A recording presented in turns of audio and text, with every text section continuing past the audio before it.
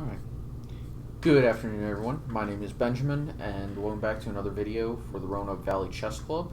This is another episode of the happenings of the Roanoke Valley Chess Club. And I want to say I'm a little bit sorry for not uploading on Thursday. I kind of just forgot.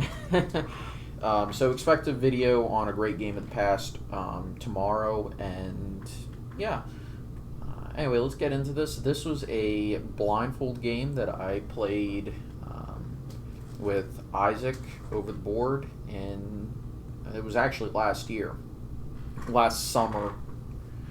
And we'll go ahead and get started in it. E4, C6, so it's a Caro-Kann, and I like the classical variation. It's easy to play, and the ideas are fairly simple. Just get space and hold on to that space and keep black's position cramped.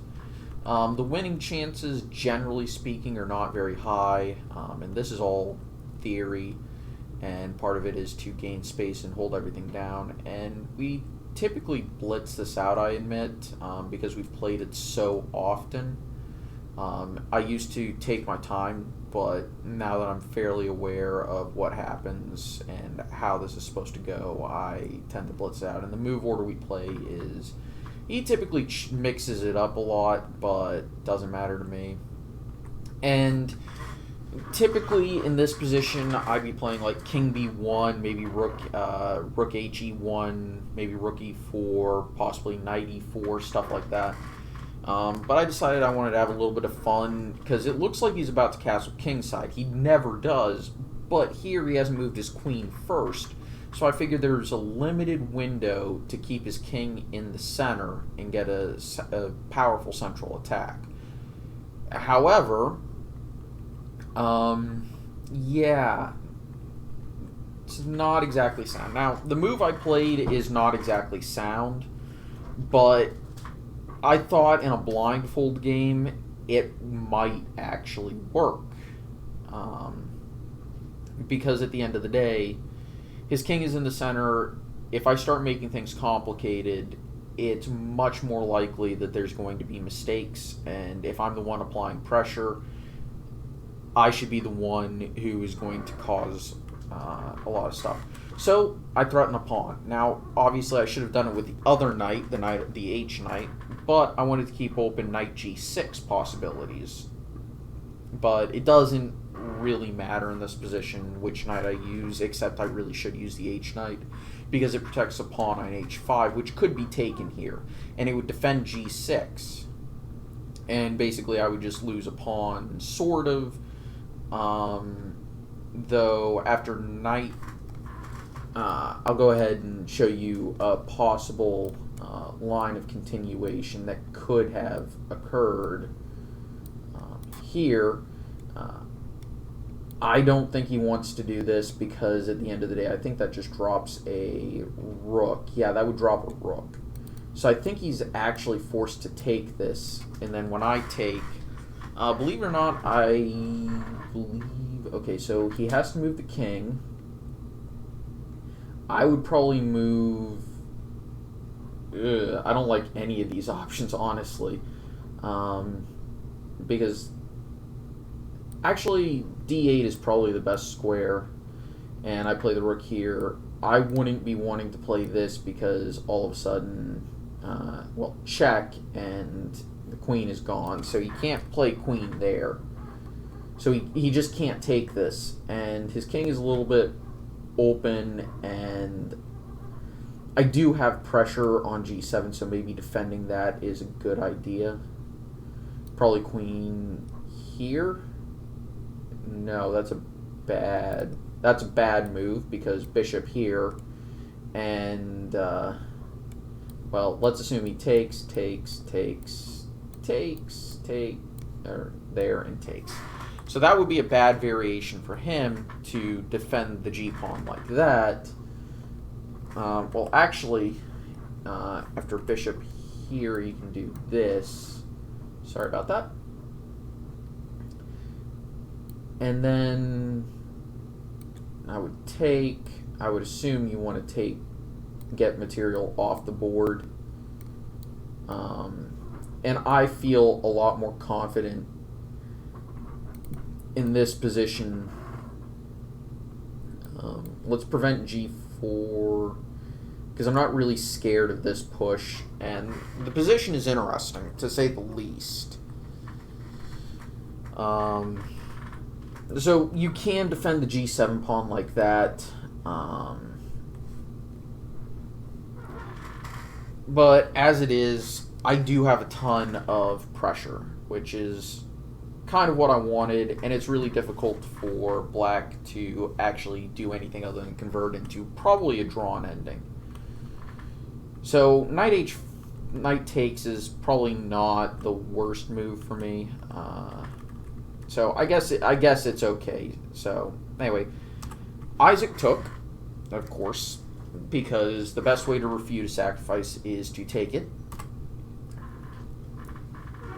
Then rook to e1, and I probably would have considered this, but the problem is you're going to be losing that knight to f3, so probably not what you want to be playing. So he played king to f8, which is a good safe square, and I took with the knight. Taking with the queen is also interesting because it adds a little bit more protection to f4. But I don't really have any threats, nor is my position something fantastic. So I played here, because at the end of the day, this doesn't really concern me all that much, because, well, I don't care if he takes that. I can just plop a rook down here, and I don't really care about him doing this because my rook is eternal on that square, and he's actually got a lot of problems. Well, it's not eternal, but he's giving up a lot if he plays bishop f4. So knight d5. And maybe bishop f4 is still playable. But anyway, I played g3 just to control f4 now that he really is making threats to put a piece there. Knight to f6, knight 7 f6 specifically, which is just adding more pieces to where it goes, and he's looking to probably play knight g4 and take on f2. He could also be planning to take this, but probably trying to win some material is the goal. c4, and the plan was to get my queen over to b3 and put pressure on the queen side, which I did. After a5, I can consider things like c5 here. I could also consider a3. But I took, and there's a very good reason for taking. And the first is that queen takes isn't, I believe, that's, I mean, this is exactly what happened. And of course, if he does nothing like with this knight, let's say he tries to give it back, well, I take, and then bishop takes, and his queen is pinned. And he's got a lot of problems on c5, and position is just bad. So he played knight a6, which is right. And I took the pawn, hitting the rook, and if the rook moves, I take the knight, so winning the material back. He decides to try and save everything, but that's not good, because I have bishop f4 available, proving the value of g3. And now I am winning my piece back, and I do so. And rook c8 looking to win the piece back, but I've got a nice, clever little move. Bishop d6. And this, of course, was the end of the game, and here's why. Right? So, you take the bishop, I take the rook with check, and I believe that's actually pretty close to checkmating. As a matter of fact, I think that is checkmating, because I could even play here. So you cannot take the bishop. And let's say the king moves. New variation. This is where it gets really fun. I could take, of course, and trade into an ending where I have 2 extra pawns and all the pressure, because now that knight has to do something or he has to defend it, and this is just not going to end well because now I'm pushing my pawns and he's tied down, and I can even consider start moving my rook over here or advance the rook and start pressuring from this side of the board, which is probably what I would want to do because it's going to take him a few moves to get his it's going to take him another move. So let's say he does it. He doesn't want to lose even more material, so he'd probably take and now play this. But I'd take another pawn. So he would need to try and break out. New variation. Except he can't even do that because if he plays here, I take, and if he takes back, well, his king can't ever get out of the way. And he can't move to f8 to try and relieve the pressure because I've got checks and windmill tactics and all that stuff. His position is just lost here. So I trade queens, drop a rook in. White is completely winning in this position because there's nothing he can do. So actually his best plan would probably be to try and go here, new variation. And then I think I can still get away with playing this. And I've got a majority. His king is not escaping, and I'm not positive what he does to... And I can just anchor the bishop there, and it's not going to take me very long to convert this.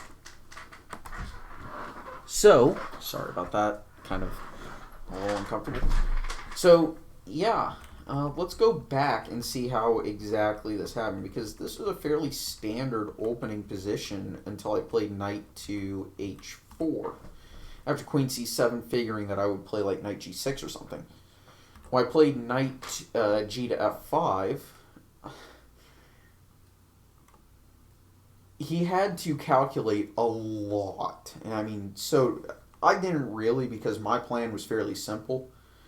If he doesn't, like let's say he castles, if I want to win a pawn, I can. If I want to get rid of this, I can. And then my knight can return, and this pawn is just in a beautiful place. And I'm going to be playing g3, bishop f4, and he doesn't have the ability to stop me with, say, g5. And his pieces are looking for a home. And I'm going to play g3 anyway. Let's say he does what he did in the game, which is knight there. And the funny thing is, I can use a very similar plan. And I can do this. Queen has to drop back. I hit the queen. He can't take this because I take it with the rook for obvious reasons. And it's really difficult, where does the queen go, because all of a sudden it's not quite a checkmate threat just yet.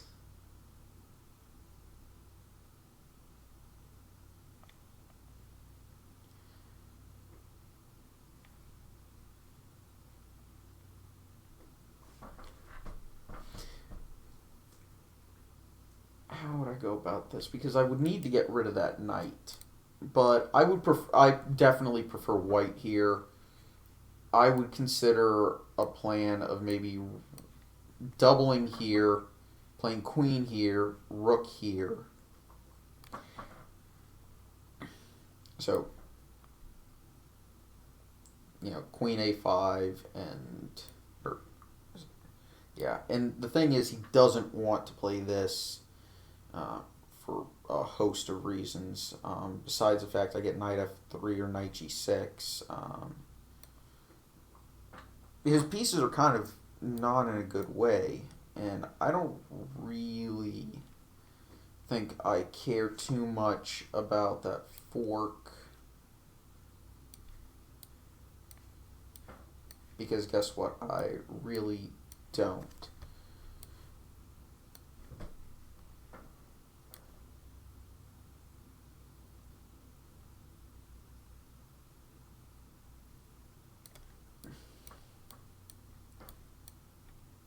Yeah.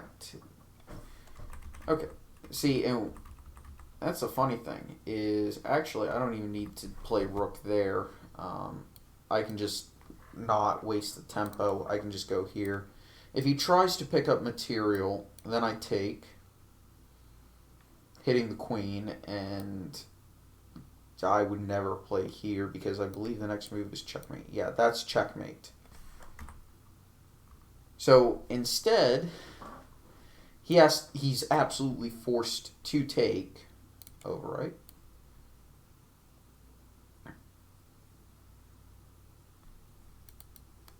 And then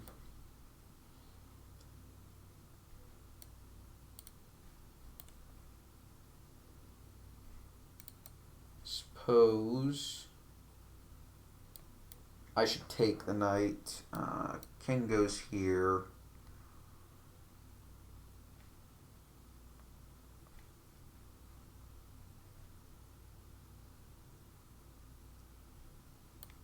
Rook needs to go here. He can't take this because queen issues, giving me the ability to play here. And the king has, well, he doesn't have to move the king, but take.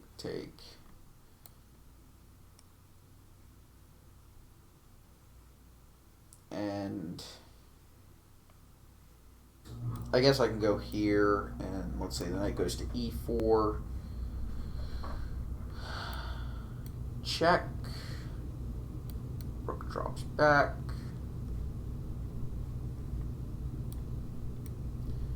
Take it, and I far prefer white in this position. Maybe we could even pick up a tempo on the knight, and the knight would have to probably go back. And yeah, this is not good for black. I mean, there is a mess of complications in this variation.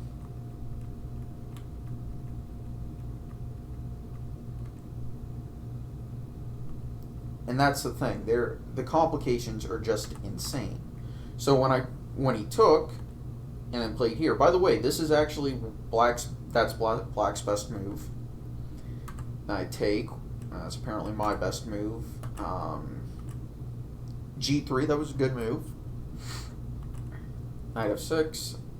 And then I think this is allowing me to play c4 and hit the knight. That was the good move. That was the winning move. Now I can absolutely play a3 here, but it is important to play knight takes bishop here, because after a3 it forces him to go back and allows me to take here and actually exploit his king safety issues. Other options, of course, there are none, because why would I play anything other than queen there and bishop there? Of course here, and this is just a brilliant move that ends the game, because, well, it ends the game. Anyway, I want to thank everyone for watching. I hope you all enjoyed. I'll see you next time. Take it easy. Have a nice day. Bye-bye.